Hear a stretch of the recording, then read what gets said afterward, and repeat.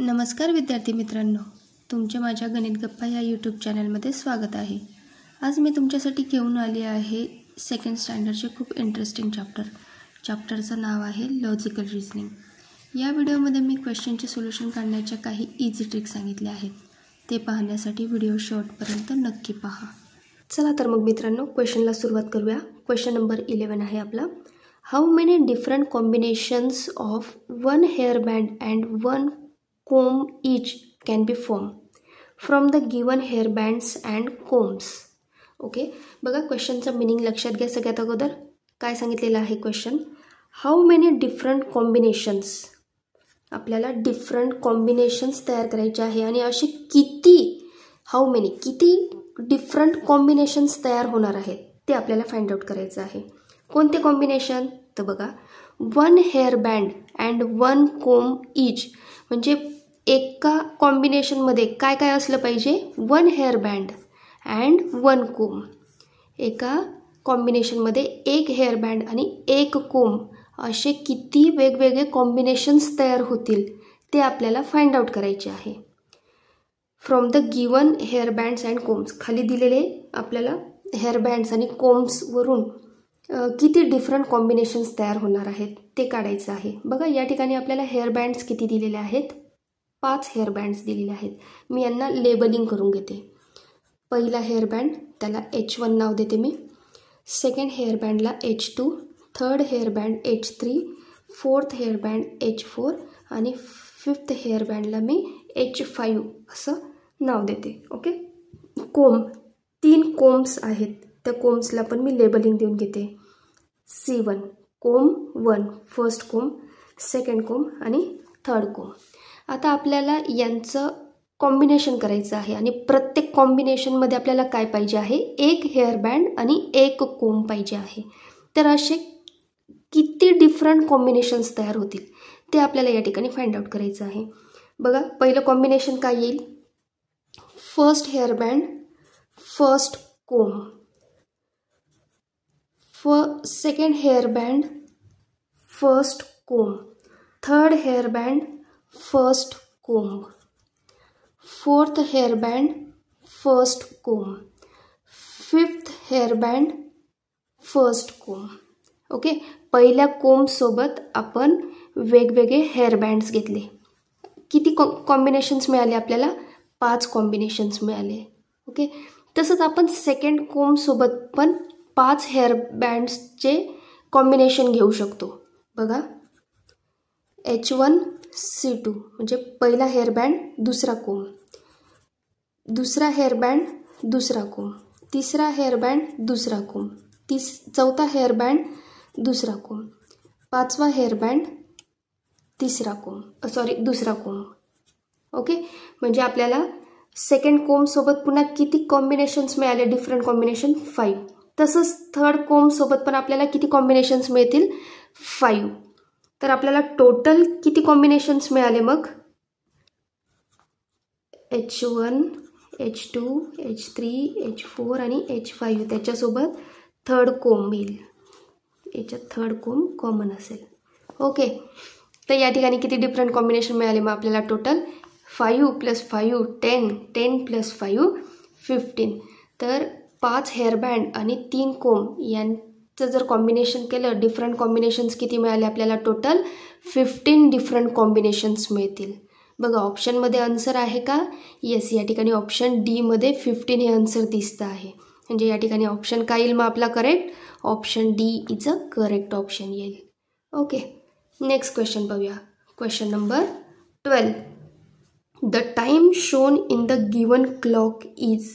Okay, या ठिकाणी आपल्याला एक क्लॉक दिलेली आहे आणि त्या क्लॉकमध्ये टाइम शो करते आहे ती क्लॉक। तर ती जी क्लॉक आहे ती कोणता टाइम शो करते आहे ते आपल्याला या ठिकाणी ऑप्शन्समध्ये दिलेलं आहे। त्यापैकी करेक्ट ऑप्शन कोणता आहे तो आपल्याला चूज करायचा आहे। ऑप्शन ए बघूया। ऑप्शन ए काय दिलेलं आहे, 20 minutes past 2 o'clock। बघा हा जो मोठा काटा आहे हा काय आहे, मिनिट काटा आहे, आणि हा लहान जो काटा आहे तो काय आहे, हवर हँड आहे। ओके, मिनिट हँड कितीवरती आहे, 4 वरती आहे। प्रत्येक 1 to म्हणजे 12 to 1, 1 to 2 यांच्यामध्ये किती मिनिटाचा वेळ असतो? 5 मिनिट्स असतात. ओके, 12 to 1 पर्यंत 5 मिनिट्स, 1 to 2 पर्यंत 5 मिनिट्स असतात, 2 to 3 पर्यंत 5 मिनिट्स आणि 3 to 4 पर्यंत 5 मिनिट्स असतात. 12 पासून आपण काउंटिंग सुरू करतो. 12 पासून मिनिट काटा कुठे आलेला आहे? 4 वरती आलेला आहे. म्हणजे किती मिनिट्स झालेले आहेत मग? 5 + 5 10, 10 + 5 15, 15 + 5 20, 20 मिनिट्स झालेले आहेत. ओके, आता अवर हँड बघा. अवर हँड कशावर आहे? 3 वरती आहे. म्हणजे किती वाजलेले आहेत? 3 o'clock वाजलेले आहेत. ओके, आणि बघा आता हा जो अवर हँड आहे हा काय आहे? 3च्या अगदी स्लाइटली थोडासा पुढे गेलेला आहे. म्हणजे आपल्याला आता हा अवर हँड काय शो करतो आहे की 3 वाजून गेलेले आहेत. हा मिनिट हँड 4 वरचा 12 वरून 4 वरती आलेला आहे. म्हणजे काय? 3 ऑलरेडी वाजून गेलेले आहेत आणि पुढे किती मिनिट्स झालेले आहेत? 20 मिनिट्स झालेले आहेत. म्हणजे काय? पास्ट. 3 वाजून गेले आहेत. म्हणजे काय झालं आहे? पास्ट झाला, भूतकाळ झाला. म्हणून या ठिकाणी काय म्हणता येईल मग आपल्याला? 20 past 3 o'clock. 3 वाजून गेले आहेत आणि 20 मिनिटं झालेले आहेत. ओके, बघा ऑप्शनमध्ये असं आन्सर दिसतंय का मग कुठे? ऑप्शन ए काय दिलेला आहे? 20 minutes past 2 o'clock. Option A काय सांगतो आहे? 2 वाजून 20 मिनिटं झालेले आहेत. 2 वाजले आहेत का? नाही, 3 वाजून गेलेले आहेत. ऑप्शन ए येणार नाही. ऑप्शन बी काय दिलं आहे बघा? 20 minutes to 2 o'clock. 2 o'clock म्हणजे 2 वाजायला अजून 20 मिनिटं बाकी आहेत. असं आहे का? नाही, ऑप्शन बी पण नाही येणार. ऑप्शन सी काय दिलेलं आहे? 20 minutes to 3 o'clock. 2चा मिनिंग होतो वाजायचे बाकी आहेत. म्हणजे 3 वाजायला 20 मिनिटं बाकी आहेत. 20 मिनिटं बाकी आहेत का? जर 20 मिनिटं बाकी राहिले असते तर मिनिट हँड कशावर राहिला असता? 8 वरती. आणि हा अवर हँड कशावर राहिला असता? 2 आणि 3च्या मध्ये राहिला असता. तर त्यावेळेस काय टाइम शो केला असता त्या क्लॉकने? 2 minutes to 3 o'clock असा टाइम शो केला असता. म्हणून ऑप्शन सी पण नाही येणार. ऑप्शन डी दिलेला आहे 20 minutes past 3 o'clock. येस, आपल्याला क्लॉक कोणता टाइम शो करते आहे? 3 वाजून 20 मिनिट्स झालेले आहेत. हा टाइम शो करते आहे. म्हणून ऑप्शन डी मध्ये जे आन्सर दिलेलं आहे ते कसं आहे? करेक्ट आहे. म्हणून या ठिकाणी ऑप्शन काय येईल मग correct? Option D is a correct option येईल. ओके, नेक्स्ट क्वेश्चन पाहूया. Question number 13.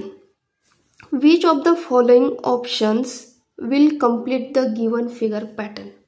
ओके, या ठिकाणी आपल्याला खाली एक डायग्राम दिलेली आहे आणि त्या डायग्राममध्ये फिगरमध्ये पॅटर्न दिलेला आहे आणि त्यातला एक पार्ट जो आहे तो मिसिंग दिलेला आहे त्यांनी. तर ही जी कंप्लीट डायग्राम दिलेली आहे त्या डायग्राममधलं पॅटर्न कंप्लीट होण्यासाठी आपण या ठिकाणी ऑप्शनमधली कोणती डायग्राम पुट केली तर ह्या डायग्रामचं पॅटर्न कंप्लीट होणार आहे. तो ऑप्शन या ठिकाणी आपल्याला चूज करायचा आहे. बघा ऑप्शन ए चेक करा. ऑप्शन ए ठेवून बघा या ठिकाणी येलो कलर आहे. इथे काय आहे? वरती ऑरेंज आहे. तर खालच्या साईडला पण काय येईल? ऑरेंज कलर येईल. म्हणजे ऑरेंज कलरचा या ठिकाणी ट्रायंगल येईल. त्यानंतरून या ठिकाणी ऑरेंज कलरचा सेकंड स्क्वेअरमध्ये ऑरेंज आहे. तर या ठिकाणी पण अजून एक लाईन तयार होऊन या ठिकाणी कोणता कलर येईल? इथे वरती रेड आहे म्हणून इथे पण रेड कलर येईल. बघा कोणत्या ऑप्शनमध्ये दिसतोय? Orange, red.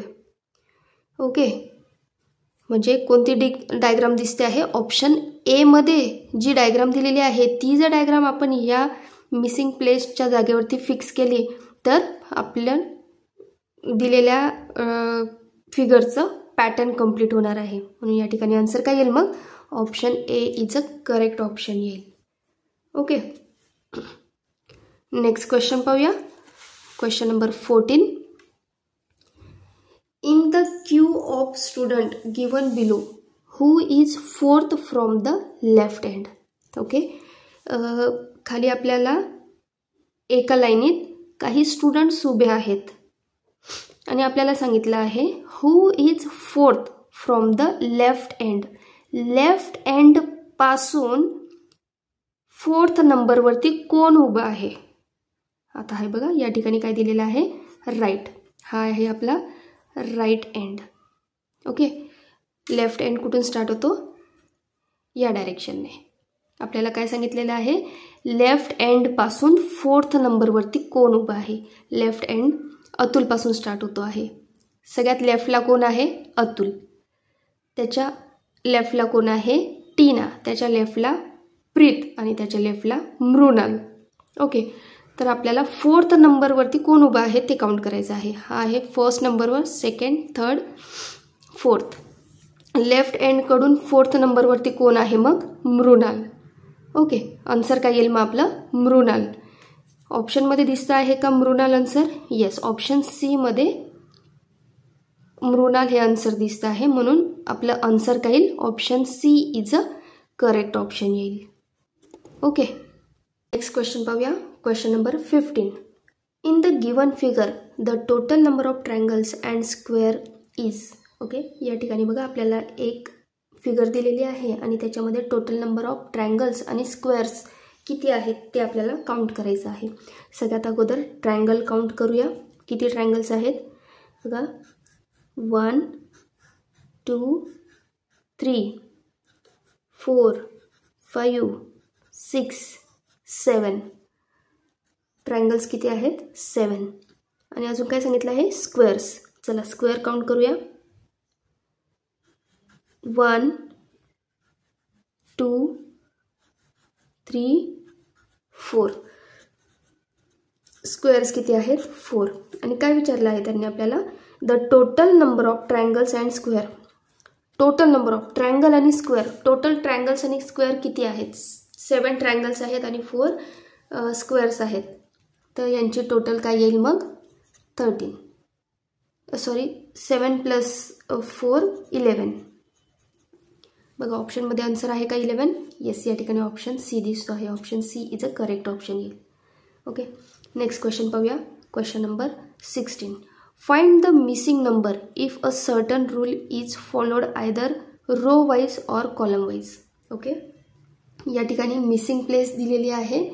ते मिसिंग प्लेसच्या जागेवरती कोणता नंबर येईल, तर आपल्याला रूल्स लावायचे आहेत. एक तर रो वाईज किंवा कॉलम वाईज रूल लावायचे आहेत. ओके, बघा सगळ्यात अगोदर कॉलम वाईज रूल्स लावून बघूया. 5 4 9 काय दिसतं आहे बघा, या दोन कॉलम रोजची मधल्या नंबरची जर ॲडिशन केली, 5 प्लस 4 जर केली तर आन्सर काय मिळत आहे, 9. ओके, नेक्स्ट पण करून बघूया.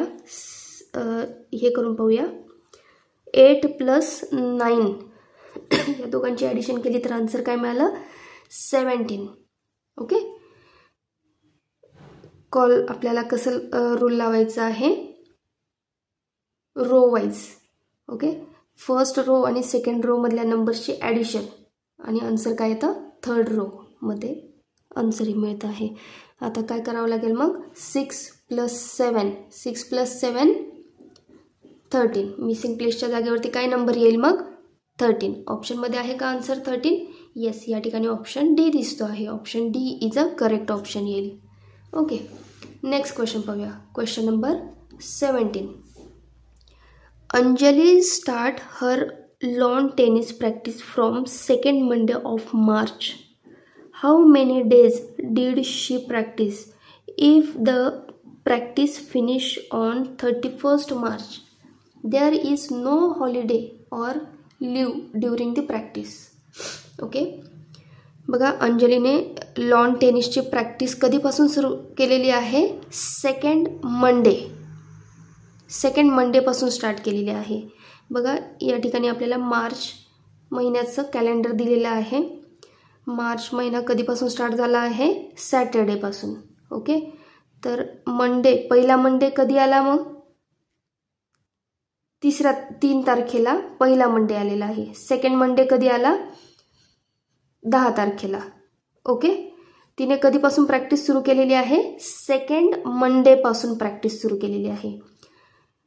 आणि कधीपर्यंत प्रॅक्टिस केली आहे तिने? Practice finish on 31 March, 31 March पर्यंत तिने प्रॅक्टिस केलेली आहे. तर तिने टोटल नंबर ऑफ किती दिवस तिने प्रॅक्टिस केलेली आहे ते आपल्याला या ठिकाणी फाइंड आउट करायचं आहे. म्हणजे 10 तारखेपासून 31 तारखेपर्यंत आपल्याला डेज काउंट करायचे आहेत. ओके, काय करावं लागेल मग? 31 मायनस 9. Okay,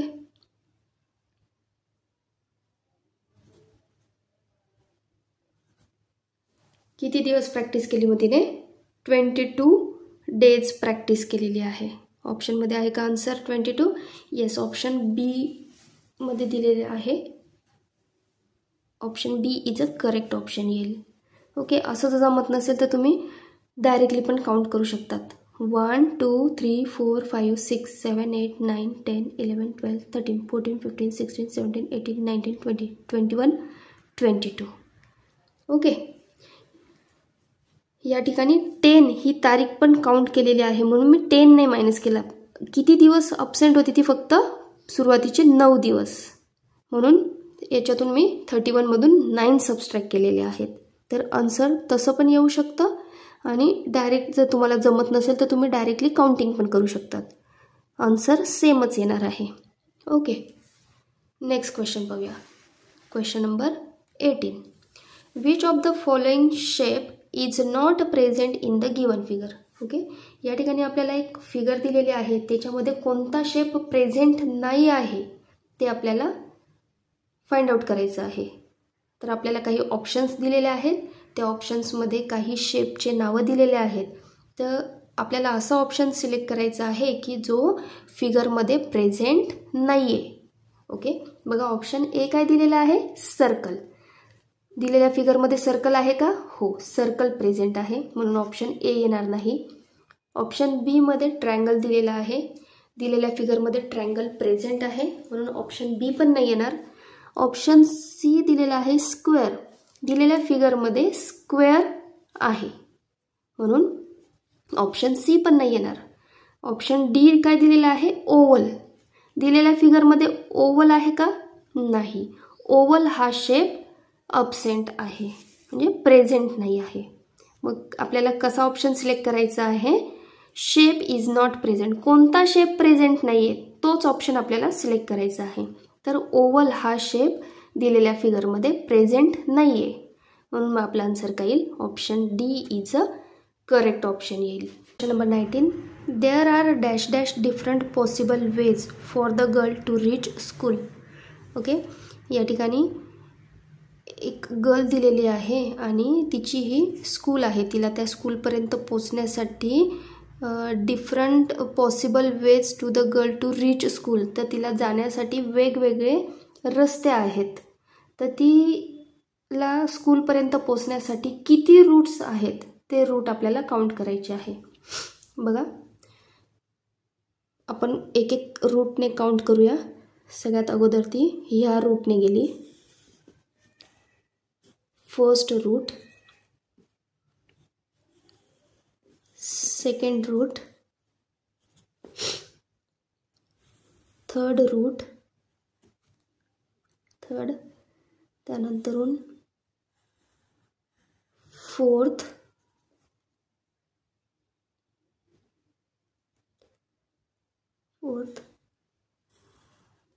fifth, 6, 7. टोटल किती रूट्सने जाऊ शकेल ती स्कूलला? 7 रूट्स आहेत तिला स्कूलने जाण्यासाठी.